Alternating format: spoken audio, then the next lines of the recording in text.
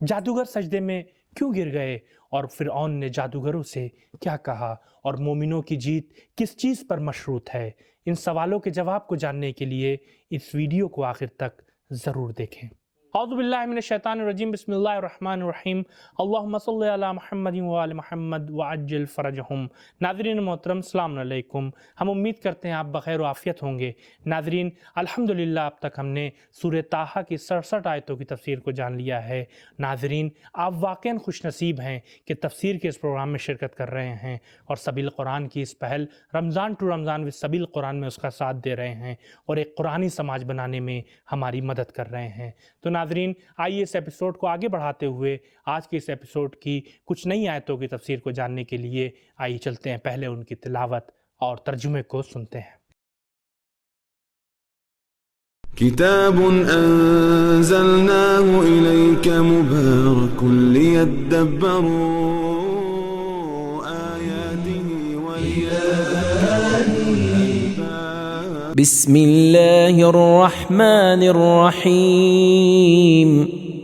قلنا لا تخف إنك أنت الأعلى وألق ما في يمينك تلقف ما صنعوا إنما صنعوا كيد ساحر ولا يفلح الساحر حيث أتى فألقي السحرة سجدا قالوا آمنا برب هارون وموسى۔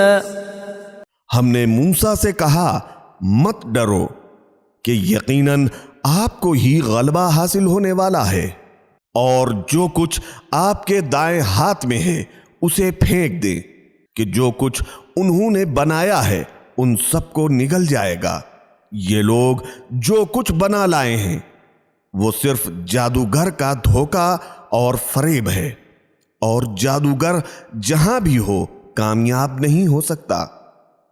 پھر جب جادوگروں نے موسیٰ کا معجزہ دیکھا تو سجدہ ریز ہو گئے اور کہنے لگے ہم ہارون و موسیٰ کے رب پر ایمان لے آئے۔ ان 3 آیتوں کی تلاوت اور ترجمے کو سننے کے بعد اب آئیے ان کے نکات پر گفتگو کرتے ہیں۔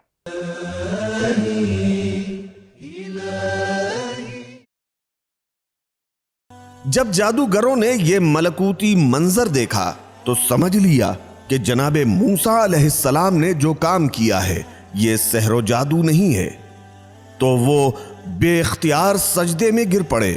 حالانکہ وہ اس دن کی صبح کافر تھے، لیکن جب غروب کا وقت آیا تو راہ خداوندی کے شہیدوں میں شامل ہو گئے۔ انہوں نے اپنے ایمان کا اظہار ان الفاظ کے ساتھ کیا تھا، آمنا برب ہارون و موسیٰ۔ اس کے ساتھ دوسرا اعلان کیا کہ ہم غلطی پر تھے، چونکہ فرعون اپنے آپ کو لوگوں کا رب سمجھتا تھا تو انہوں نے اس لیے یہ کلمہ اپنی زبان پر جاری کیا، رب ہارون و موسیٰ۔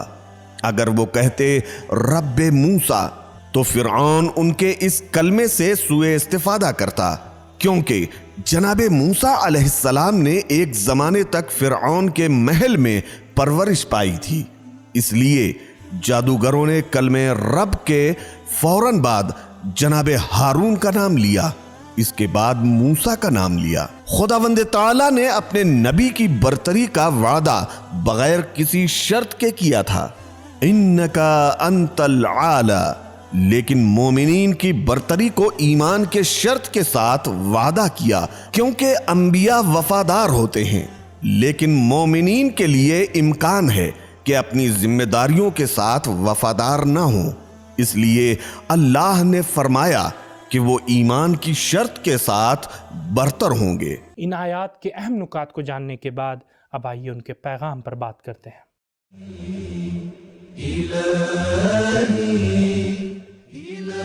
ایک، جہاں کہیں بھی خوف زیادہ ہوگا تائید و تاکید بھی زیادہ ہوگی۔ دو، تلقین حوصلوں کو مضبوط کرنے کا بہترین ذریعہ ہے۔ تین، مناظرہ و مجادلہ کرنے والے کے ساتھ اسی کے لہجے میں گفتگو کرنی چاہیے۔ فرعون نے کہا تھا قد افلح اليوم من استعلا، سورہ طٰہٰ آیت نمبر 64۔ اللہ تعالیٰ نے جناب موسیٰ سے فرمایا انکا انت العالی۔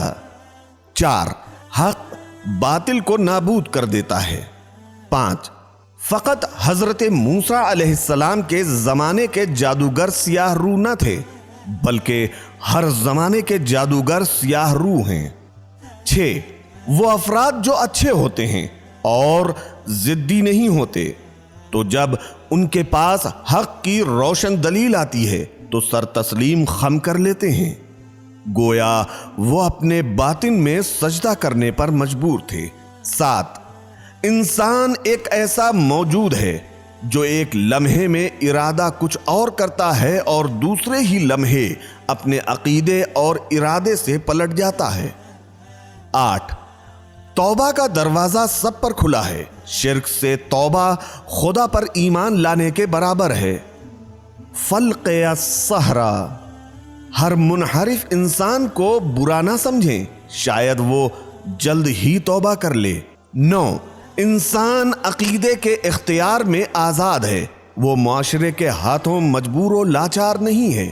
10 سجدہ یقین کے اثرات میں سے ہے، ایمان کا وجود سجدے کے بغیر ممکن نہیں ہے۔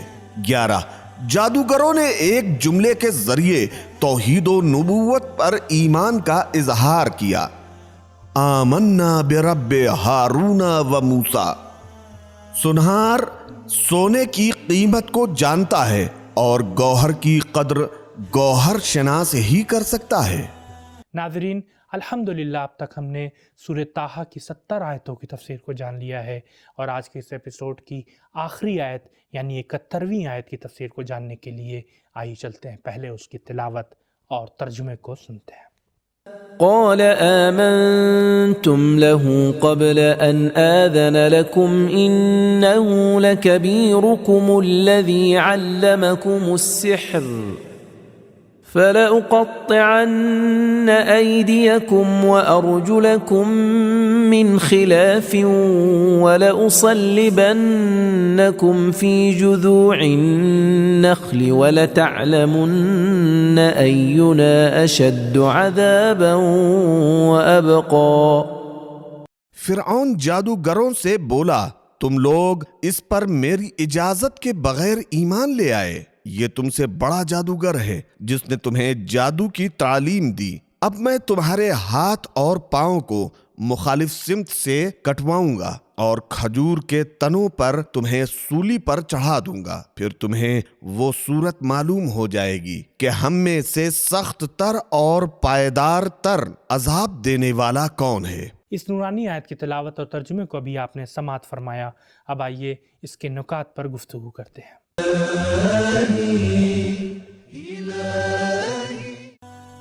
اسی سورت کی آیت نمبر 61 میں جناب موسیٰ علیہ السلام فرعونیوں کو عذاب کی دھمکی دیتے ہیں، لا تفتروا علی اللہ کذبا فیسحتکم بعذاب۔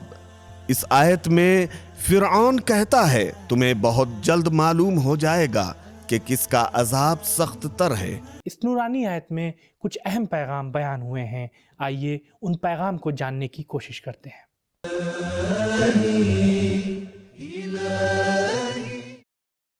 پیغام 1، اگر اللہ چاہے تو دشمن بھی خیر کا سبب بن جاتا ہے۔